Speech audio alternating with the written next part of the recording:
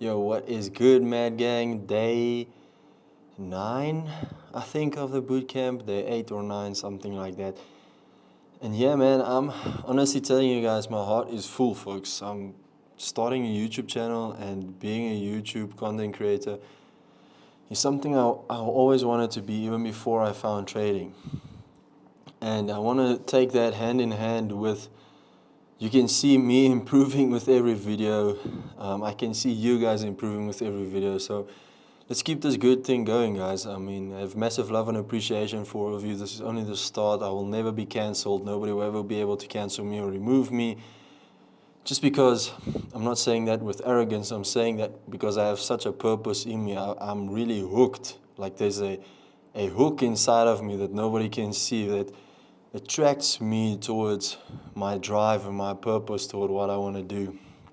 And I honestly just wish the same for all of you guys. Now, don't want to run too much because I understand I can do that a little bit too much. But at the end of the day, I really need you guys just to understand the bigger picture here. I really want you guys to understand the bigger picture here, because at the end of the day, folks, it's all fun and games for you to consume and to really just watch these videos and keep track of the videos and watch day 1, day 2, or watch another guy's videos. And at the end of the day, I don't want to be a normal guy whose videos you're watching. I want to be that guy who really makes a change. And I don't want to do that by flashy edits or cool music and stuff, even though I like to do that sometimes. What I want to do is I want you guys to look at this video and say, damn, I get it now. That's what I want, folks. I want you guys to realize that, and I want you guys to understand that, because if not by doing that, then what am I doing here? What am I really doing here? If you guys do not snap something, if you guys do not understand something, that's my purpose here. Of course, I'm living out my purpose, but the intrinsic purpose that I want you guys to realize is that by watching these videos, I need you guys to, if I can change one person's life with these videos, I'm more than grateful, man. My heart will be so full, you guys have no idea. Anyways, let's get into the charts. Now, yesterday and the day before that, we talked about the first hour, we talked about the highs, we talked about the lows, and I want to take a step back, and I really want to talk about, let me just scooch this up over here. I want to talk about taking everything as a whole, because I seriously believe that this is what a lot of you guys are struggling with at the end of the day. I think that the biggest problem here for us as traders, and I've mentioned it a couple of times, is the fact that we get information overload. And I realized that with what I was talking in the previous videos is I say one thing, but I do not hammer on it. And that's because everything needs to be taken as a picture. And I mentioned the word context a lot, and I mentioned highs and lows a lot. It all comes down to, it's super subjective to the fact that I don't know you as a trader. So I've decided to really just simplify things for you to understand, because there's a lot of words being thrown around, a lot of concepts, and I concluded it in when I finished off the previous video. But it's really as simple as getting a previous weekly high, getting a previous weekly low, previous daily high, previous daily low, then Asia session high, Asia session low, getting that into context. That whole thing that I mentioned is super important, but you need to understand why it's important. That's what I need you to understand here. It's important because it gives you a daily bias, okay? Then looking at the first hour reversal, the second hour reversal, third hour reversal, that's only confirmations, okay? You're gonna be wrong, but I need you to be right even when you're wrong. How do you do that? You follow the plan. And by following the plan, remember what I said, when you write out the plan, you'll never really be wrong because you follow the plan. Where do you want to be in 5 years? Where do you want to be in 10 years? Do you want to be that guy who traded with an ego, lost some, got some, lost some, got some? Or do you want to be that disciplined woman or man trader who, I'm just saying this because I know a hell of a lot of good women traders.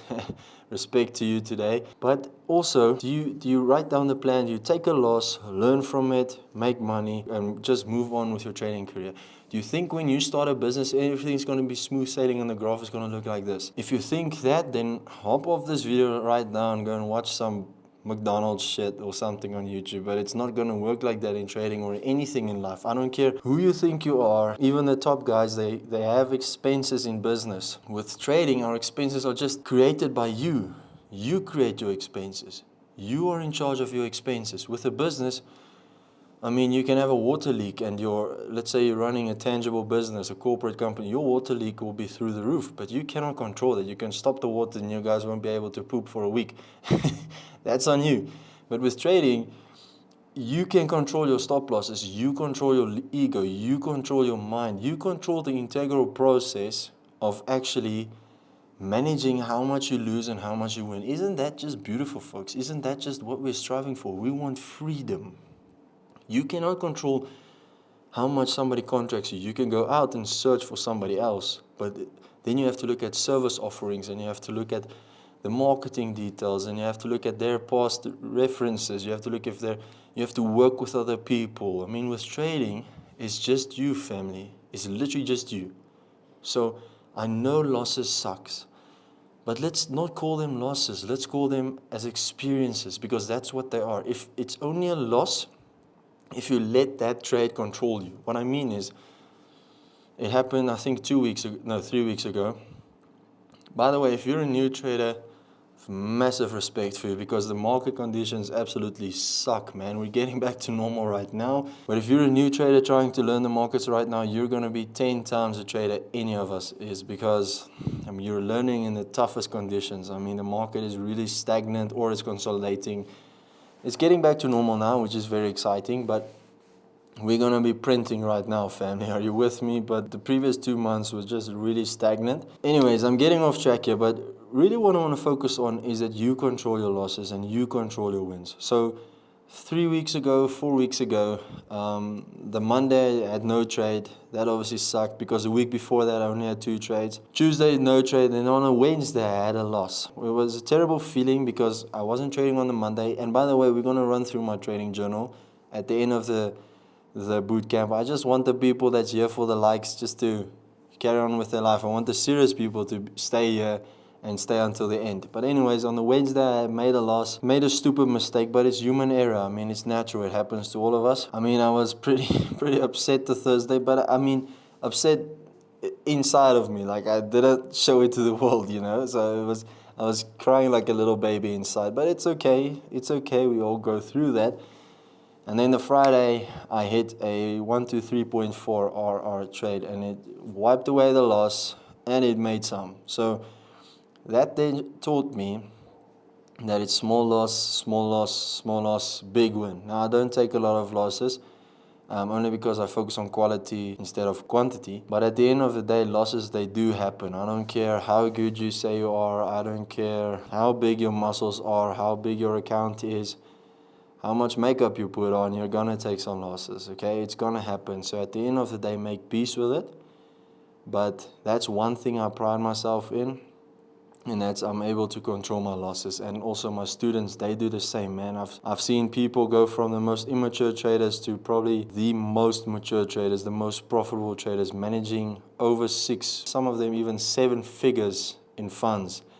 I've seen traders go from blowing accounts to managing 6 figures in funds. I mean, it's crazy. Just with a simple switch, just with working with me for a month, the amount of things that I've seen, the amount of transitions I've seen from people. That's why I'm so adamant with my rants, folks, because I know it's true. I know it deep inside of me. Do you know what's the most awful feeling for me as a trader, to see so many traders struggling, is the fact that I know what they're doing wrong. I've been there, I've seen it, I've experienced it myself.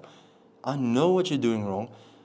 I'm telling you guys, don't do it. You then go and do it, and then you come back to me crying because you're still struggling with the same thing I told you not to do. It's laid out in front of you. So at the end of the day, folks, stop crying like a little bitch and just get to work. That's at the end of the day, that's what you need to do. Listen to what we're telling you. Listen to what I'm showing you, because at the end of the day, it's going to make you money. I know you all want freedom. I know you all want that 5-star, 6-star experiences, but you're not going to get there with not putting in the work, with not breaking yourself down daily and building yourself up. So, in today's lesson, I want to talk about key levels and how you can use it as confluence. Okay?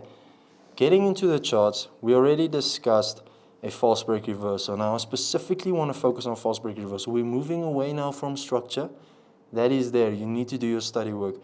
I don't want to talk too much about thing because then people jump to their own conclusions. There's a lot of different variations we can still talk about, but I don't want this bootcamp to just be focused on structure.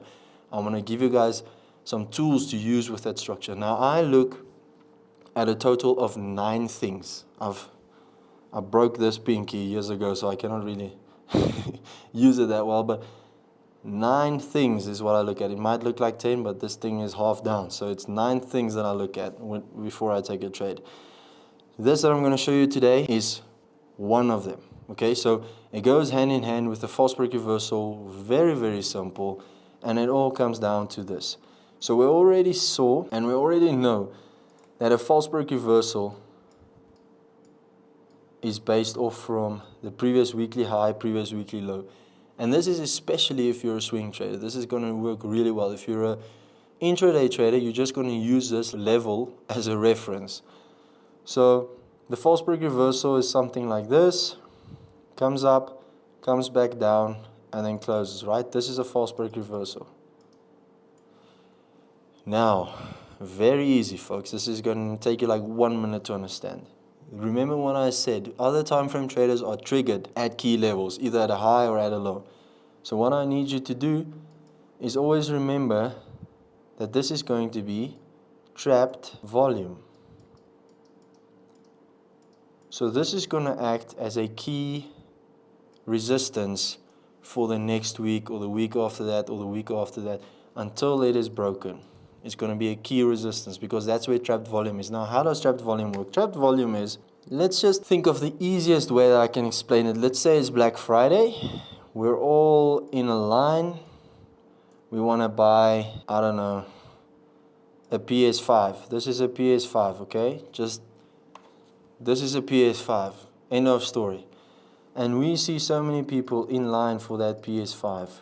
But the price of the PS5 is right here at, let's say, $1,500. This is a PlayStation 5 gaming console. We all want it. We're all waiting for it for Black Friday to come back down. What is going to happen?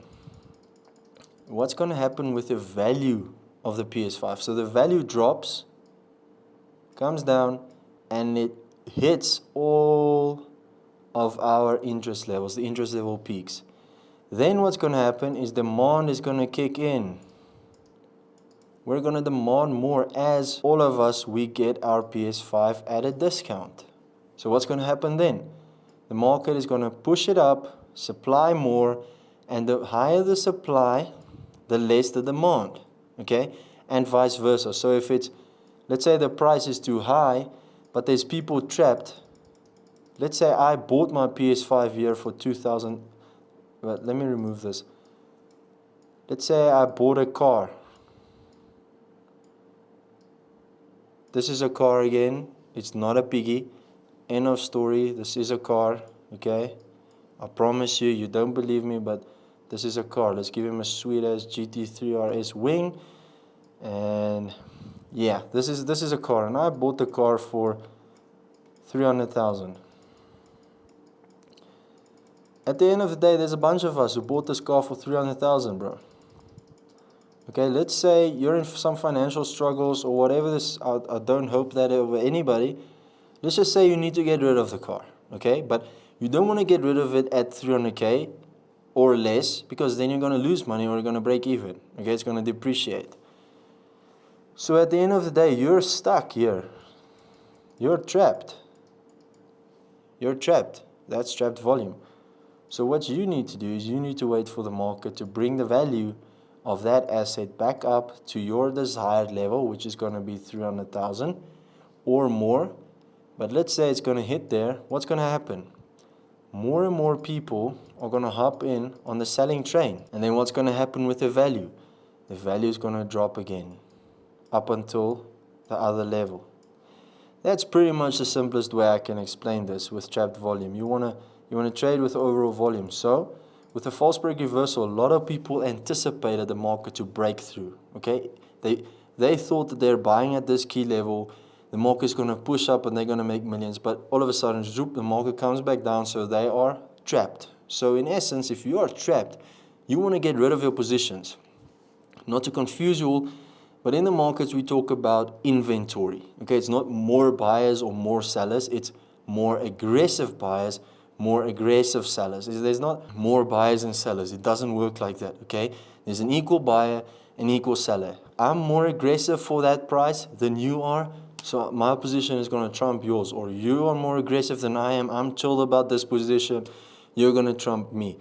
So if the market breaks through, the aggressive buyers did not trump the aggressive sellers. The aggressive buyers was not enough. They held at that position, and then aggressive sellers came back down, pushed price down back to their desired level. So what do you think is going to happen when the inventory is held up high? Trap traders, trap buyers, trap sellers. The inventory is held up high, and we get back to that area. Of course, it's going to act as a key resistance. If it gets broken, that's another story. But if it hits that area with confluence, 100% that's a trade for you to take. So in the current market conditions that we have right now, we have trap buyers right here. What I do with trap buyers, I usually make it another color or something. But I know now that it's going to be trap buyers. And on the same breath, this is another key level that I look at, which is exhaustion area. So it's confluence. It adds up with a probability. I know now when the market comes back to that range, it's going to be time to make some money. So can you imagine, folks, what's going to happen? We have trapped volume over there. We have an exhaustion area. We have the Asia session up high being tested. And we have reversal hour. Can you only just imagine what's going to happen? 100% the market's going to push down. So my aim here with explaining this to you, so you can understand there's a lot of confluence. You need to use things in confluence. And I know it might sound confusing, but it's really not. It's like when you're looking for the best spouse. You want to see that spouse being respectful. You want to see them clean. You want to see them have good manners. You want to see your mama loving them or your dad loving them. You want to see all of these things. Exactly the same with trading. You're putting your money into this, folks. Can you not realize this? You're putting your money and your time in this. Why not just wait for the perfect spouse or the perfect scenario to come walking by? Why do you want to waste your money on cheap stuff, or the guy that doesn't deserve you, or the lady that doesn't deserve you? Why do you want to do that? It doesn't make any sense. I cannot understand that. So just wait for the best setup to come to you, okay? It's not rehab time. I'm not Dr. Phil. I'm just saying, I'm always trying to explain it practically to all of you so that you can understand what I'm looking at and understand why I'm saying certain things. So homework for today. I need you to go and find 2, not 1, but 2 false break reversal trap buys. I need you to find a trap buyer, trap seller. Comment it down below. I will comment on you on your post whether you're right or wrong. And remember, guys, this homework adds up to the giveaway that we have on the end of the session. So I hope you guys enjoyed. I hope you guys learned a lot. We're diving into the key levels right now, and I'm super excited to share it with you because we're only going more and more and more in detail, and everything is creating one beautiful story. I'll see you guys in the next one.